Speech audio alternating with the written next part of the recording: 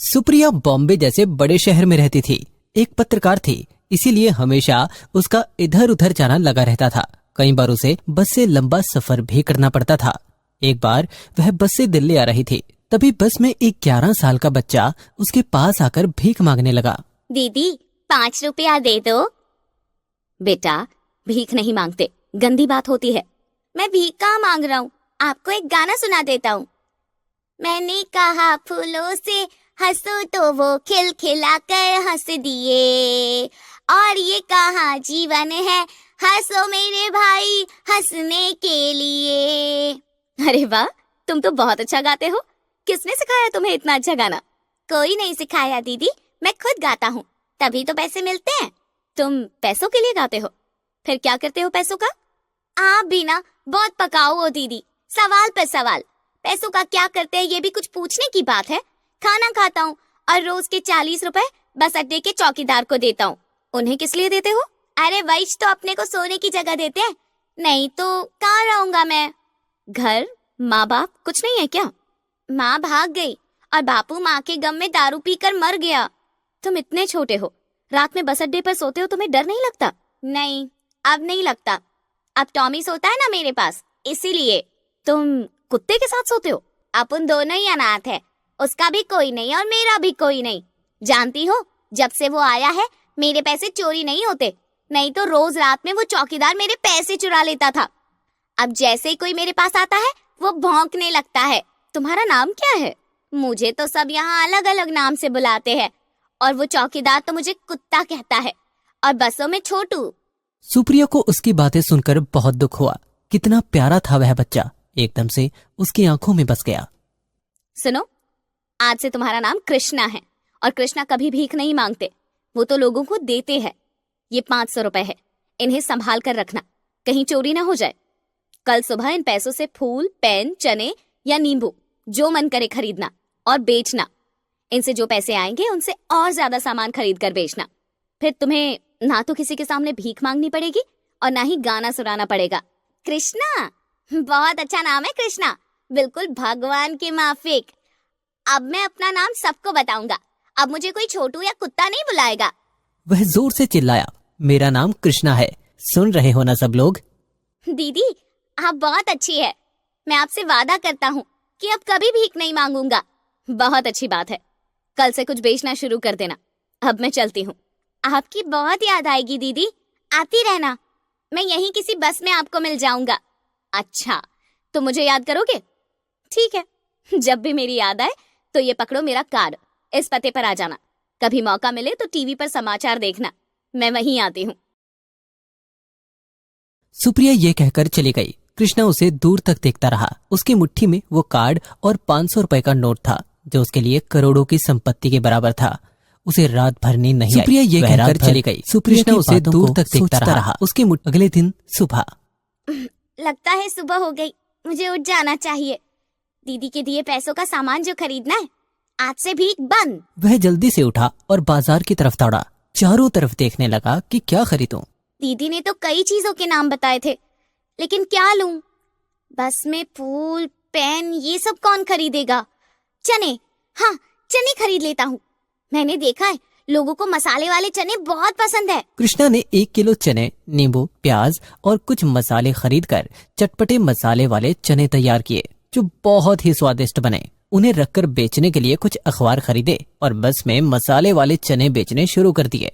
आज वह अपनी मेहनत की कमाई देखकर वह बहुत खुश हुआ। रात में वह टॉमी से बात करने लगा। देख टॉमी, मेरी पहली कमाई, अगर दीदी मुझे मिल जाए तो मैं अपनी पहली कमाई उनको दे दूं।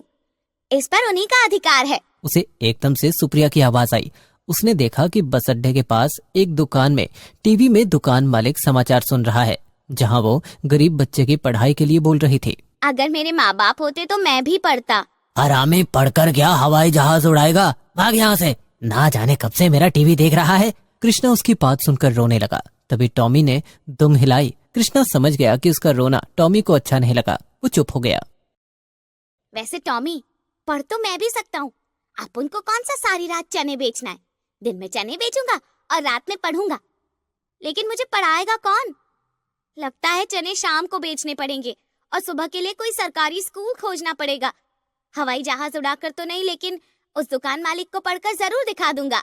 जहाँ हौसले बुलंद होते हैं वहाँ राहें खुद ब खुद मिल जाती हैं। कृष्णा को पास के सरकारी स्कूल में दाखिला मिल गया। अब वह दोपहर तक स्कूल जाता, आए दोपहर बाद चने बेचता। चने से ज्यादा फायदा ना होता देख वह नींबू बेचने लगा, जिससे उसे बहुत आमदनी होने लगी। वैसे भी लोगों को सफर में नींबू में नमक लगाकर खाना बहुत अच्छा लगता था। वह हमेशा सब्जी वाले से नींबू खरीद कर बेचता था, लेकिन जब उसकी बिक्री ज्यादा होने लगी तो वह मंडी से खरीदने लगा और मंडी से मुनाफा होता देख उसने अपना नींबू का गोदाम बना लिया, जहां से लोग मंडी के लिए नींबू थोक के भाव में खरीद कर ले जाते थे। अब उसके पास समय ही समय था, जिसकी वजह से अब उसका सारा ध्यान अपनी पढ़ाई की तरफ था।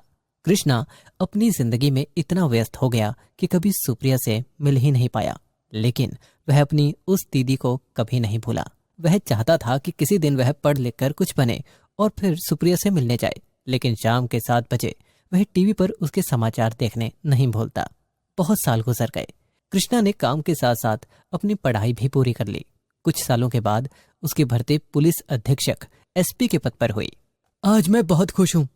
आज मैं खुद को दीदी से मिलने से नहीं रोक पाऊंगा। उनके 500 रुपए का मैं जिंदगी भर आभारी रहूंगा। आज मैं इस वर्दी में उनके सामने जाकर खड़ा होऊंगा तो शायद वो अंदाजा भी न लगा पाए कि मैं कौन हूँ। हो सकता है दीदी मुझे भूल गई हूँ, लेकिन मैं तो नहीं भूल सकता। उनके दिए 500 रुपए ने मेरी जिंदगी बदल दी। सुप्रिया का दिया हुआ कार्ड कृष्णा ने आज भी बड़ी हिफाजत से रखा हुआ था। तभी कांस्टेबल ने आकर कहा, सर, एक महिला पत्रकार आपका इंटरव्यू लेने आई हैं। मेरा इंटरव्यू? मगर किस लिए? मैंने तो अभी तक कोई काम नहीं किया जिसकी वजह से मेरा इंटरव्यू लिया जाए। खैर, उन्हें भेज दो। वह पत्रकार कोई और नहीं सुप्रिया थी, जिसे देखते ही कृष्णा की आंखें खुशी से भर गई। वह कुछ नहीं बोल पाया। सुप्रिया उसे नहीं पहचान पाई, क्योंकि उस समय वह केवल 9-10 साल का बच्चा था। सर, मैं आपसे जानना चाहती हूँ कि आपको सड़कों और बसों में नींबू बेचते हुए आपको पढ़ने का विचार कैसे आया? आपको किसने प्रेरित किया कि आज आप इतने ऊंचे पद पर आसीन हैं? मेरी दीदी ने। जानते हो, जब मैं छोटा था तो बसों में चढ़कर भीख मांगता था। वहीं मुझे वह दीदी मिली जिन्होंने मुझे मेरा नाम दिया, एक पहचान दी और साथ में एक 500 का नोट देकर यह भी कहा कि आज के बाद कभी भीख मत मांगना। ये कहकर वह सुप्रिया के पैरों में बैठ गया और खुशी के मारे रोने लगा। सुप्रिया उसे पहचान गई। कृष्णा, तुम? आज मैं बहुत खुश हूँ कि तुमने मेरी बात मानी और इस मुकाम पर पहुंचे। काश मैं भारत के हर एक बच्चे की गरीबी मिटाकर उन्हें तुम्हारी तरह अपने पैरों पर खड़े होने के लिए प्रेरित कर सकती। दीदी, आपका एहसान कभी नहीं भूलूंगा। भूलने को कौन कहता है? बस जब भी मेरी याद आए तो मेरी तरह गरीब बच्चों की मदद करना, क्योंकि अब मैं बूढ़ी हो गई हूँ। मेरे पास अब पैसा भी नहीं है। क्यों दीदी? पति रहे नहीं और बेटा बहू के साथ विदेश चला गया। जो कमाती हूँ उससे खुद का ही गुजारा हो पाता है। दीदी, आप चिंता न करें। आज से आप मेरे साथ रहेंगी और हम दोनों मिलकर गरीब बच्चों के लिए कुछ करेंगे। और फिर सुप्रिया कृष्णा के साथ रहकर गरीब बच्चों की मदद करने लगी। हेलो दोस्तों, चुनमुन टीवी पर आपका स्वागत है। आज हम आपके लिए बंटी की अनोखी कहानी लेकर आए हैं, तो कहीं जाइएगा नहीं, बने रहिए हमारे चैनल पर। और आज की बंटी की कहानी अगर आपको अच्छी लगे तो इसे लाइक शेयर करना बिल्कुल ना भूलें। साथ ही बेल आइकन को भी दबाएं, जिससे हमारी आने वाली नई नई कहानी की नोटिफिकेशन आपको मिल सके। सबसे पहले धन्यवाद। बंटी एक 5 साल का लड़का था। बंटी के पिता एक बहुत बड़े बिजनेसमैन थे, जिसके कारण उसके पिता मिस्टर बजाज हमेशा बिजी रहते थे। बंटी स्कूल से घर आता और अपने कमरे में पढ़ने बैठ जाता। इसी तरह उसके दिन की शुरुआत होती और इसी तरह उसका दिन खत्म होता। एक दिन बंटी ने अपने पापा से कहा, पापा, आपके पास इतना भी टाइम नहीं है कि आप 2 मिनट मुझसे ही बात कर ले। मैं घर में अकेला रहकर बोर हो जाता हूँ और आप मुझे दोस्तों के साथ बाहर खेलने भी नहीं देते। बंटी बेटा, मैं क्या करूँ? मैंने बचपन में बहुत गरीबी देखी है। मेरे पिता यानी कि आपके दादाजी बहुत गरीब थे। मैंने ये सब अपनी मेहनत से बनाया है। जब तुम्हारी माँ तुम्हें मुझे देकर भगवान के पास चली गई थी ना, तब मैं ही जानता हूँ कि मैंने तुम्हें कैसे पाला है। लेकिन पापा, मेरे दादा दादी जी कहाँ हैं? ना तो मैंने उनकी आज तक फोटो देखी है और ना ही आपने कभी उनके बारे में बताया है। बेटा, आपके दादा दादी जी भी आपके आने से पहले भगवान के पास चले गए थे, इसलिए बेटा मुझ पर बहुत जिम्मेदारी आ गई थी। अब मैं इस शहर का जाना माना बिजनेसमैन हूँ, इसलिए बेटा मेरे पास समय नहीं रहता है कि मैं आपसे बात करूँ। और वैसे भी आपके खेलने के लिए इतने सारे खिलौने हैं ना। लेकिन पापा, मेरे दादा और दादी की एक भी फोटो हमारे घर पर क्यों नहीं है? जैसे आपने मम्मी की फोटो लगाई है, वैसे उनकी क्यों नहीं लगाई? और आप कभी उनके बारे में बात करना भी पसंद नहीं करते, ऐसा क्यों? बंटी के पिता को गुस्सा आ जाता है और वो बंटी से कहते हैं, बंटी, मैं तुम्हें हर बात का जवाब देना सही नहीं समझता। अब फिर से कभी दादाजी की बात मत करना मुझसे, तुम समझे? ये कहकर मिस्टर बजाज वहाँ से चले जाते हैं। बंटी रात भर अपने पापा की बात सोच सोच कर रोता रहा और अगली सुबह स्कूल जाने के लिए तैयार हो गया। बंटी के पिता बंटी को देखकर कहते हैं, अरे वाह बंटी बेटा, गुड मॉर्निंग, आज जल्दी तैयार हो गए। बंटी उनकी बात का कोई जवाब नहीं देता है और वो नाश्ता करके अपनी कार से स्कूल जाने लगता है। थोड़ी देर बाद बंटी स्कूल पहुंच जाता है। स्कूल के बाहर भीड़ लगी थी। बंटी भी वहां खड़ा हो जाता है और देखता है कि एक बूढ़ा आदमी सड़क किनारे बेहोश पड़ा है और पानी मांग रहा है। पानी, पानी, कोई पानी दे दो। बंटी को उस बूढ़े आदमी को देखकर अपने दादाजी की याद आ जाती है और वो अपनी पानी की बोतल से उन्हें पानी पिलाने लगता है। दादाजी, आप यहाँ कैसे गिर गए? शुक्रिया बेटा, मैं यहाँ स्कूल के बाहर आज भीख मांगने आया था, लेकिन स्कूल के गार्ड ने मुझे धक्का देकर गिरा दिया और बच्चा चोर कहकर लोगों ने मुझे मारा भी। दादाजी, आप रोइए मत, ये कुछ पैसे हैं, ये आप रख लो और इस टिफिन बॉक्स में खाना है, इसे खा लो। बंटी अपनी पॉकेट मनी और अपना लंच बॉक्स उस बूढ़े आदमी को दे देता है। अरे नहीं बेटा, इसका मैं क्या करूँगा, तुम बहुत ही अच्छे बच्चे हो, ये आप ही रख लो। आपके मम्मी पापा ने ये आपके लिए ही दिया है, मैं इसे नहीं ले सकता। वैसे आपके पापा का क्या नाम है? बंटी अपने पापा का नाम उन्हें बता देता है। उनका नाम सुनते ही वो बूढ़ा आदमी बंटी से कहता है, तुम बजाज के बेटे हो? हाँ दादाजी, मैं उन्हीं का बेटा हूँ, आप जानते हो उन्हें? नहीं बेटा, वो तो बड़े बिजनेसमैन हैं, उन्हें कौन नहीं जानता।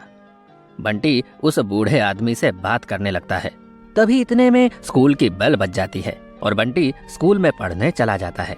ऐसे ही ये सिलसिला रोज चलने लगा। वो बूढ़ा आदमी रोज स्कूल के बाहर बंटी का इंतजार करता और बंटी भी स्कूल के बाद घंटों उस बूढ़े आदमी के साथ खेलता। बंटी अब बहुत खुश रहने लगा था क्योंकि उसे उस बूढ़े आदमी में अपने दादाजी मिल गए थे। एक दिन बंटी स्कूल से घर लेट आया तो उसके पिता ने ड्राइवर को बहुत डांटा और कहा, मैं कुछ दिनों से देख रहा हूँ बंटी को तुम स्कूल से बहुत लेट लेकर आते हो और उसकी सारी पॉकेट मनी को तुम खर्च करा देते हो। अरे नहीं नहीं साहब, ऐसा कुछ नहीं है। बंटी बाबा तो स्कूल के बाहर एक बूढ़े आदमी के साथ घंटों तक पार्क में बातें करते हैं और खेलते हैं और उसी के लिए बंटी बाबा अपने पैसे खर्च कर देते हैं। कौन है वो बूढ़ा आदमी? उसके स्कूल का टीचर है क्या? अरे नहीं साहब, वो तो वहाँ भीख मांगने आता है और बंटी बाबा उसे ही पैसे दे देते हैं। हाँ। इतने में बंटी हंसता हुआ स्कूल जाने के लिए आता है और अपने पापा से कहता है, पापा, आज की पॉकेट मनी दीजिए, मुझे देर हो रही है। आज से तुम्हें कोई पॉकेट मनी नहीं मिलेगी और ये जो तुम सारे पैसे उस भिखारी बुढ़े पर लुटा रहे हो ना, वो भी आज से बंद कर दो, नहीं तो अच्छा नहीं होगा। सुना तुमने? स्कूल की छुट्टी के बाद अगर तुम सीधे घर नहीं आए ना तो तुम्हारी आज खैर नहीं। बंटी को अपने पिता की बात बहुत बुरी लगती है और वो रोते हुए स्कूल चला जाता है। लेकिन स्कूल की छुट्टी होने के बाद ड्राइवर जब उसे लेने जाता है तो बंटी स्कूल में नहीं मिलता है, जिससे ड्राइवर घबराकर बंटी के पिता को फोन करता है। हेलो साहब, साहब, बंटी बाबा स्कूल में नहीं है। लगता है आज उस बूढ़े भिखारी को बंटी बाबा ने पैसे नहीं दिए तो वो शायद उन्हें पकड़ कर ले गया है साहब। मिस्टर बजाज ड्राइवर की बात सुनकर घबरा जाते हैं और फौरन पुलिस को फोन कर देते हैं। पुलिस उस बूढ़े की हर जगह तलाश करती है लेकिन उसकी कोई खबर नहीं मिलती है। 3 दिन बीतने के बाद पुलिस का फोन मिस्टर बजाज के पास आता है। हेलो सर, हमने उस बूढ़े आदमी को पकड़ लिया है, आप फौरन आ जाइए थाने में। मिस्टर बजाज संयोग से उस वक्त बिजनेस के सिलसिले में बाहर गए हुए थे। वो फोन पर पुलिस से कहते हैं, सर इस वक्त मैं बाहर हूँ और शाम तक आ जाऊंगा। आप उस बुढ़े से हर हाल में बंटी का पता लगाइए, जितना पैसा लगे लगा दीजिए, लेकिन उस बूढ़े को छोड़ना नहीं जब तक कि वो बंटी के बारे में बता ना दे। पुलिस भी बूढ़े भिखारी को थाने में बहुत मारती है, लेकिन उस बूढ़े ने अपना मुंह नहीं खोला। पुलिस ने गुस्से में उससे कहा, देख, हम जानते हैं तू ही बच्चा चोर है। हमने स्कूल से पता लगाया था कि पहले भी तू कई बार स्कूल के बाहर बंटी से मिलता था और एक बार स्कूल के गार्ड ने भी तेरी पिटाई की थी। इसलिए सच सच बता दे, बंटी कहाँ है? साहब, आपको जितना मारना हो मार लीजिए, लेकिन बंटी को पाकर कोई बहुत खुश है और उसकी आखिरी खुशी के आगे ये मार तो कुछ भी नहीं है साहब। आप मारिए और जब आप थक जाए ना तो बंटी के पिता से मुझे मारने की कीमत और बढ़वा लीजिए। वो बहुत धनवान है, पहले भी कई बार उसने ऐसा किया है। अच्छा, तो तू मिस्टर बजाज को पहले से जानता है, इसीलिए तूने उनका बच्चा चुरा लिया है। पुलिस को उसकी बात सुनकर उस पर बहुत गुस्सा आता है। वो उसे फिर से मारने लगते हैं। थोड़ी देर बाद बंटी के पिता भी थाने आ जाते हैं। अरे कहाँ है वो भिखारी? उसे मैं आज जान से मार दूंगा। अरे उसकी हिम्मत कैसे हुई बंटी को छूने की? बंटी के पिता जैसे ही उस बूढ़े आदमी को देखते हैं, उनके पैरों तले जमीन खिसक जाती है। वो बूढ़ा आदमी और कोई नहीं, बंटी के असली दादाजी ही थे। वो अपने पिता को देखकर हैरान रह जाता है और उनसे कहता है, पिताजी, ये सब आपने किया है? मैंने आपसे पहले भी कहा था कि मेरी जिंदगी से चले जाइए, फिर भी आप लौट कर आ गए। अरे आखिर आप चाहते क्या है? बेटा, एक बूढ़ा बाप अपने बच्चे से क्या चाहता है? सिर्फ इतना कि बुढ़ापे में उनका बेटा उनका सहारा बने। लेकिन तुमने तो मेरी जायदाद के लालच में अपने माँ बाप को ही धक्के मारकर निकाल दिया था और अपने पोते का मुंह तक नहीं देखने दिया तुमने। पुलिस उनकी बात सुनकर कहती है, सर, ये बूढ़ा भिखारी आपके पिताजी है? अरे आपने पहले क्यों नहीं बताया? हमने तो इन्हें बहुत मारा है। इन्हें छोड़ दो, मेरी वजह से इनकी काफी पिटाई हो गई है। लेकिन पिताजी, बंटी कहाँ है ये बता दीजिए और मुझे इसके लिए माफ कर दीजिए। अरे बेटा, माफी क्यों मांग रहे हो? बंटी जहाँ भी है वो ठीक है। और हाँ, आज जो मुझे यहाँ मार मिली है ना, वो तो मेरे बेटे की तरफ से बूढ़े बाप को तोहफा है। आओ, मैं तुम्हें तुम्हारा बंटी दे देता हूँ। वो बूढ़ा आदमी उन्हें लेकर अपनी झोपड़ी में जाता है, जहाँ बंटी अपनी दादी के सिरहाने बैठे उनके माथे पर पानी की पट्टी रख रहा था। उसकी दादी अपने बेटे को सामने देख रोकर कहती है, आखिर भगवान ने मेरी सुन ही ली। मेरे अंत समय में मेरे पोते और मेरे बेटे को मेरे सामने ला ही दिया। बेटा, हमने क्या गलती की थी जिसके लिए तुमने हम दोनों को वृद्धाश्रम में छोड़ दिया और अपने पोते का मुंह तक नहीं देखने दिया? हमारी सारी संपत्ति तो तेरे लिए ही थी, बस उसे हम बेचना नहीं चाह रहे थे। मेरे इतना कहते ही तुमने मुझे धक्के देकर घर से निकाल दिया था, क्योंकि तुम्हें हमारे फटे पुराने कपड़ों में शर्म आती थी। इसीलिए ना बेटा, मरते समय एक बात कहूंगी, कभी माँ बाप के फटे कपड़ों में शर्म नहीं करनी चाहिए। हमने तुम्हें काबिल बनाने में अपने तन का ख्याल नहीं किया था। तभी बंटी अपने दादाजी के जख्म देखकर कहता है, दादाजी, ये इतनी सारी चोट कैसे लग गई आपको? अरे कुछ नहीं बेटा, आज एक नालायक बेटे ने अपना बेटा होने का फर्ज अदा कर दिया है। ये उसी का इनाम है। तभी बंटी अपने पापा से कहता है, पापा, मेरे दादा दादी जी जब जिंदा थे तो आपने कभी मुझे क्यों नहीं बताया? मैंने जब भी इनके बारे में पूछा तब आपने कहा कि मेरे दादाजी भगवान के पास चले गए हैं। ऐसा क्यों किया पापा आपने? तभी बंटी की दादी कहती है, बंटी बेटा, ये नहीं चाहते थे कि तुम हमारे साथ रहो, इसीलिए इसने तुम्हें हमसे दूर कर दिया। क्योंकि इनके पढ़े लिखे समाज में बूढ़े माँ बाप को साथ रखना शोभा नहीं देता। पर बजाज बेटा, जरा सोचो, जो आज तुमने हमारे साथ जीते जी किया है, वो कल बंटी बड़ा होकर तुम्हारे साथ करे तो क्या तुम इसे स्वीकार कर सकोगे? मैं तो आज सच में मरने वाली हूँ। बस अंतिम इच्छा यही थी कि मरने से पहले मैं अपने पोते और बेटे का मुंह देख सकूं, ताकि मेरी सालों की प्यास बुझ जाए। आज भगवान ने मेरी ये इच्छा भी पूरी कर दी। अब मैं चैन से मर सकूंगी बेटा। मिस्टर बजाज रोते हुए कहते हैं, नहीं, मुझे माफ कर दीजिए। मैं पैसों के लालच में अंधा हो गया था और अपने असली अनमोल खजाने को घर से बाहर कर दिया था। मैं तुम्हें कुछ नहीं होने दूंगा माँ। मैं शहर के बड़े से बड़े डॉक्टरों की लाइन लगा दूंगा माँ। बंटी की दादी रोते हुए कहती है, बेटा, शहर के बड़े से बड़े डॉक्टरों की लाइन का अब कोई काम नहीं है ना। बस एक बार मुझे माँ कहकर मेरी चिता को अग्नि लगा देना। मैं बस तुझसे इतना ही मांगती हूँ, और मेरे मरने के बाद अपने पिता को साथ रख लेना, क्योंकि मेरे पोते को मुझसे मिलाने में इन्होंने जो तकलीफ उठाई है वो कुछ कम हो सके। बस मेरी अंतिम यही इच्छा है। नहीं माँ, ऐसा मत बोलो माँ, मैं तुम्हें कुछ नहीं होने दूंगा माँ। बंटी के पिता के मुंह से माँ शब्द सुनते ही बंटी की दादी अपने शरीर को छोड़कर चली जाती है। बंटी अपनी दादी से लिपटकर बहुत रोता है। दादी, दादी, दादी। मिस्टर बजाज भी अपनी माँ की अंतिम इच्छा पूरी करते हुए उनकी चिता को अग्नि देते हैं और अपने पिता को घर ले आते हैं और खुशी खुशी उनके साथ रहने लगते हैं। आज बंटी के अनोखे और अनजान रिश्ते ने आज एक भटके हुए बेटे को रास्ते पे ला दिया था। अब बंटी अपने दादा के साथ खुशी खुशी अपने घर में रहने लगा था, जिससे बंटी के सूने जीवन में खुशियां फिर से लौट आई थी।